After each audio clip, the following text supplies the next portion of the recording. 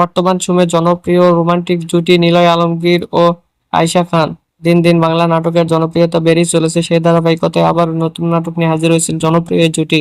নাটকটির নাম ডিয়ার প্রিয়তমা। এই নাটকটিতে অভিনয় করেছেন বর্তমান সময়ের আলোচিত অভিনেতা নিলয় আলমগীর ও আলোচিত অভিনেত্রী আয়েশা খান। এই নাটকটি রচনা ও পরিচালনা করেন আর মজুমদার। নাটকটি খুব শীঘ্রই স্কাই ড্রামার ইউটিউব চ্যানেলে প্রকাশিত হবে। আপনারা দেখতে চাইলে অবশ্যই স্কাই ড্রামার ইউটিউব চ্যানেলে চোখ রাখুন এবং নিয়মিত নতুন নতুন নাটকের আপডেট পেতে হলে চ্যানেলটিকে সাবস্ক্রাইব করে রাখুন। পরবর্তী ভিডিওর জন্য অপেক্ষা করুন।